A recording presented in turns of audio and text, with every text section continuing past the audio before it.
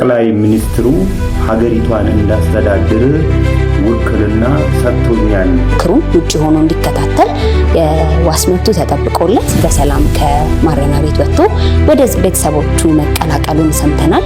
10 ሚሊዮን 45,000 ዶላር የሚያወጣ 28.7 ግራም ዲያመንድ ከጋምቤላ ወደ አዲስ አበባ ይመጣል። ስለ ዲያመንድ ጉዳይ ዛሬ ላውራ ፈልገው ነው የመጣው። እንደምሰማ ከሆነ በየጊዜው የምነሳው አንዳንድ ዲያመንድ ተብሎ የምነሳው ወይ አለና ወይ ግደለኝ ወይ ንብረቴን ስጠኝ ያልኩት እኔ ከዛ ቸርች ካልሞት አልሄድም ብያለሁ። ሰላም ውድ ቤተሰቦቼ እንደምን ቆይታችኋል? በመግቢያ ላይ እንደተመለከታችሁት አዳዲስና ትኩስ መረጃዎችን ወደ እናንተ ይዤ መጥቻለሁ። ለዛሬ ቅድሚያ ያደረኩት የወንድማችን የነጋሽ በዳዳ ከእስር መፈታቱን ይሆናል። ዛሬ እንግዲህ ነጋሽ በዳዳ በባለፈው የተጠበቀለት የ50 ሺህ ብር የዋስ መብት ከተጠበቀለት በኋላ ወይም ፍርድ ቤቱ ከፈቀደለት በኋላ ነው ድጋሚ ይግባኝ ተብሎ እዛው የቆየው ማለት ነው፣ ማረፊያ ቤት የቆየው። ዛሬ ግን እንግዲህ ፍርድ ቤቱ ውጭ ሆኖ ክርክሩን ውጭ ሆኖ እንዲከታተል የዋስ መብቱ ተጠብቆለት በሰላም ከማረሚያ ቤት ወጥቶ ወደ ቤተሰቦቹ መቀላቀሉን ሰምተናል።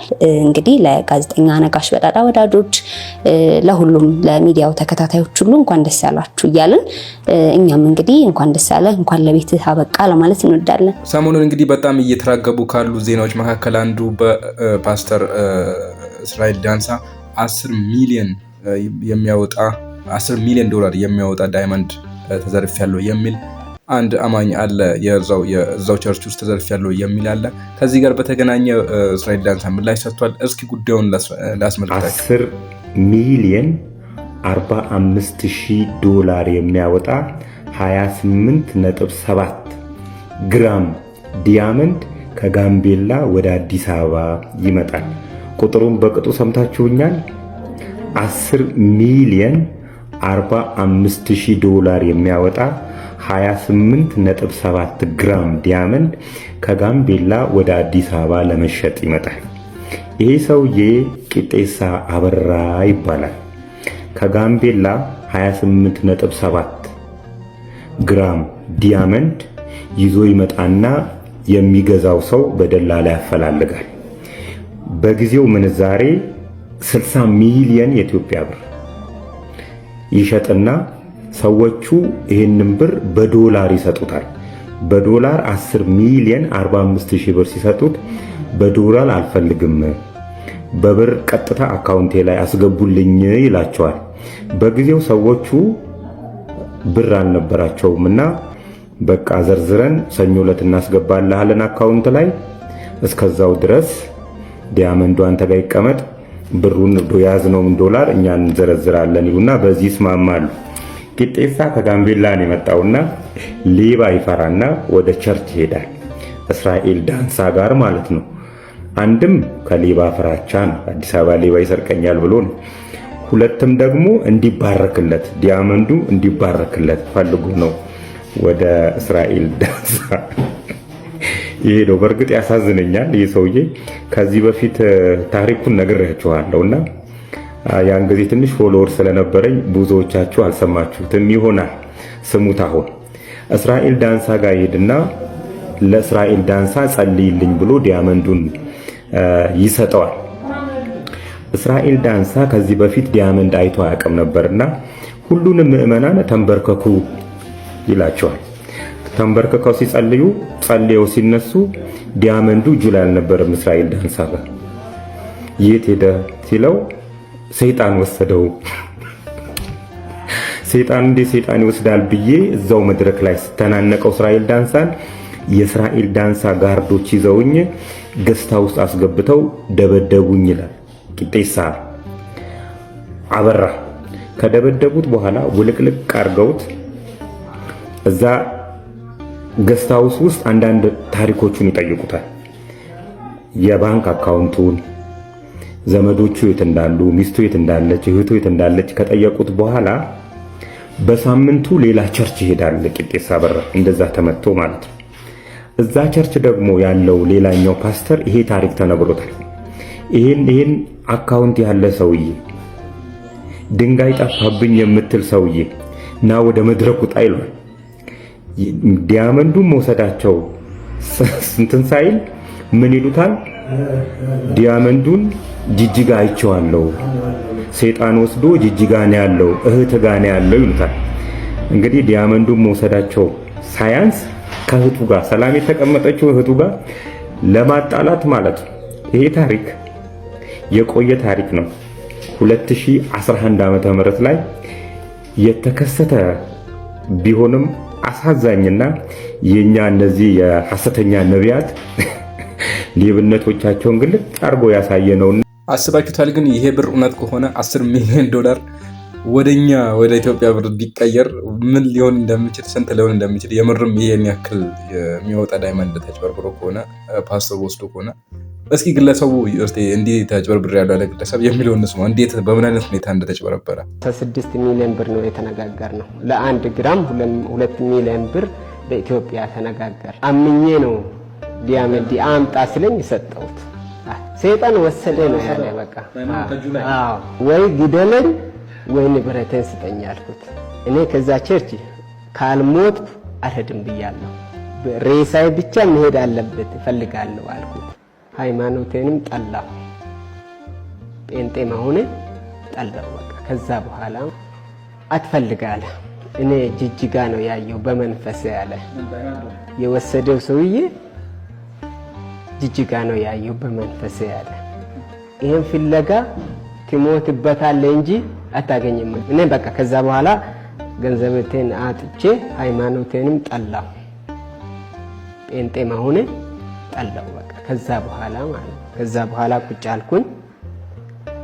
ከዛ ምስቱ ጠራች። ከዛ በኋላ የእስራኤል ምስት ቢሮ እግዚአብሔር ተናገረኝ አለች። ለኔ አይደለም እግዚአብሔር ላንተ ተናገረ። ድንጋይ ጠፋ የምታገኘው ስለሌለ ፈልጋለሁ ካልክ ደግሞ ትሞታለህ ብሏል እግዚአብሔር። ትራንስፖርት እሰጥህና ወደ አገሬ ሂድ አለች። እንግዲህ ብዙ ሰው አለ። እኔ ትራንስፖርት ባጣ ሌላ ሰው መንገድ ላይ የሚሄድ ሰው ፈልጌ ትራንስፖርት ስጠኝ ብዬ ሄዳለሁ እንጂ ለመጠየቅ እንኳን ደግሞ ቃል የለኝም። በቃ እኔ ፈሪ ነኝ አልኩት። ምንም አላልኩም፣ ወጣሁ። ከዛ በኋላ ይሄ ወሬ ይነሳል። ማንም የሚያነሳ ጽዳት የምትሰራ ሰውዬ ሴትየዋ ምህረቱ ጠይቆ ነበረ። ተስፋዬ ደግሞ እስራኤል እዛ ነው ያለ። አሁን እነሱ ልጆቹ እየዋሹ እሱ ቁጭ ብሎ ያጨበጭባል። እስራኤል እዛ ቁጭ ብሎ እኮ ነው እነሱ። አሁን ምህረቱ ለተስፋዬ አወርቷል። ያ ተስፋዬ ሲጠራ ደግሞ ማለት ነው እስራኤል ተነስቶ ደግሞ ሌላ በቃ እግዚአብሔር ነገር የማነገው ጥሩ መኪና መስከረም ሳትመጣ በቃ ብሎ ብዙ ያወራኛል። እነኚህ ሰዎች ያወራኝ ይሄኛው ይናገራል። እኔ ያለውን አጥቻለሁ። እንኳን መኪና አይደለም ፈረስ መግዛት አልችልም። ሽሮ መብላት የለኝም። የሽሮ እንኳን ቡሌ በልቻለሁ ነው።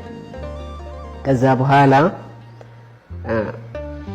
ወጣው አደረ። አሁንም ማሚ ጠራችኝ። አሮጊቷ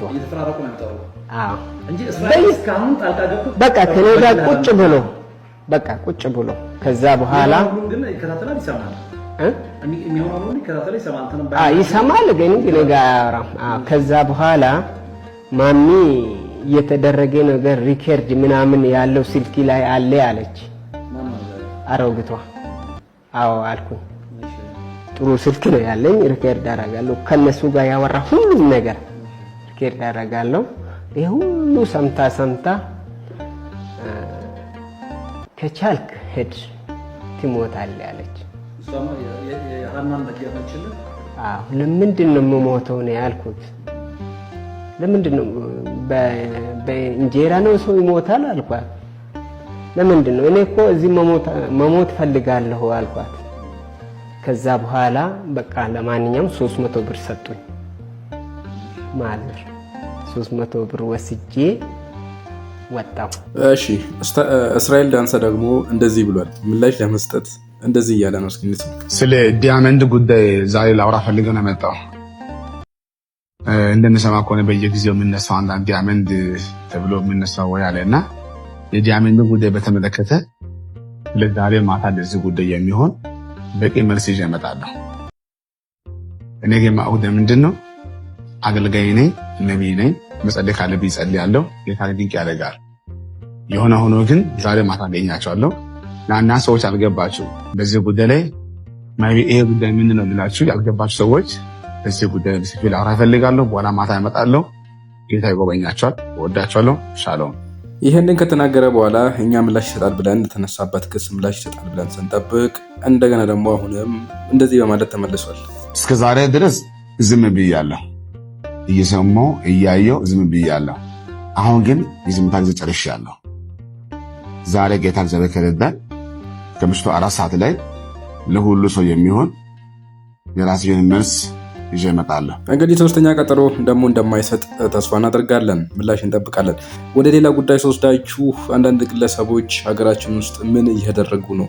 ባለስልጣናት ጠቅላይ ሚኒስተሩ በቃ ትላልቅ ባለስልጣናትን እየጠሩ ውክልና ሰጥተውናል እያሉ ዘረፋ እያካሄዱ ነው የሚል ዜና የተሰራጨ ይገኛል። እስኪ እንስማ ወንድሞች። ጠቅላይ ሚኒስትሩ ሀገሪቷን እንዳስተዳድር ውክልና ሰጥቶኛል የሚል ጀብራሬ ዘንድሮ አለመምጣቱን እጠራጠራለሁ። ከዚህ በፊት በድፍረት የውጭ ጉዳይ ሚኒስትሩ ዶክተር ጌዲዮን ጢሞቴዎስ ውክልና ሰጥቶኛል የሚል ጀብራሬ መጥቶ አይተነዋል። ቀጠለና የሰራተኛና ማህበራዊ ጉዳይ ሚኒስትሯ ዶክተር ኤርጎጌ ተስፋዬ ውክልና ሰጥታኛለች አለ፣ ምንም ሳያፍር። ቀጠለ የትራንስፖርትና ሎጂስቲክ ሚኒስትሩ ዶክተር አለሙ ስሜ ውክልና ሰጥቶኛል ብሎ ህብረተሰቡን የኢትዮጵያን ህብረተሰብ ሲያታልሉ አየናቸው። አሁን ደግሞ የባሰው መጣ።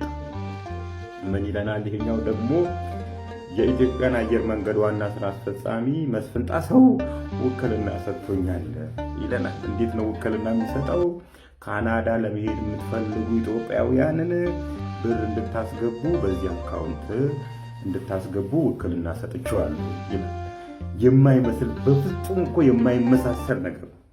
ካናዳ ለመሄድ ትራንስፖርት አገልግሎት እንዲሰጥ ኢትዮጵያን ኤርላይን ካናዳ የሚፈቅዱ ኢትዮጵያን ኤርላይን ነው እንደ ጎበዝ። ቢያንስ እነዚህ የሚያጭበረብሩን ሰዎች ቴክኒካል ነገር ተጠቅመው ከአቅማችን በላይ የሆነ ማታለልን ተጠቅመው ቢያጭበረብሩን ባልከፋ። እነሱም የባሰባቸው እኮ ናቸው። በሌላ አካል ሊታለሉ የሚችሉ ደናቆት ናቸው መጥተው እንደዚህ የሚያጭበረብሩ። እኛም ስንጭበረበርላቸው ቢያንስ 1.5 ሚሊዮን ብር ከፈልን፣ 600 ሺህ ብር ከፈልን፣ 300 ሺህ ብር ከፈልን ከምንል 5 ሺህ ብር 10 ሺህ ብር ለህግ ባለሙያው ሰጥተን ይሄ ነገር ምንድን ነው ህጋዊ ነው ወይ ያስኬዳል ወይ ብለን የመጠየቅ ባህላችን እንዴት ደከመ። ባንከፍል ራሱ የሚያውቁ ሰዎችን ያስኬዳል ወይ ብሎ መጠየቅ እንዴት ተሳነን ብር ለመስጠት። ይህን ሁሉ ብር ግን ከየት እያመጣን ነው? እና ኤኒዌይ ኢትዮጵያውያን ለመታለል አትቸኩሉ፣ ጠይቁ። አሁንም ገና ይመጣሉ፣ የሚመጡ አሉ ገና ይመስሉኛል። በዚህ ድፍረት ከሄድን ሀገሪቷ ራሱ እኔን የማስተዳድራት ውክልና ሰጥቶኛል ብሎ ሊያሳምን የተዘጋጀ ጀብራሪ ያለመኖሩን እጠራጠራለሁና ውድ የሀገሬ ልጆች ኢትዮጵያውያን ራሳችሁን ጠብቁ። ወይና ተገሪ ወዴት እየሽ ነው? መንገድሽ ረዘመ እኮ መንግስት ወይ እነዚህ ነገሮች አደብ አስገዛልን ብቻ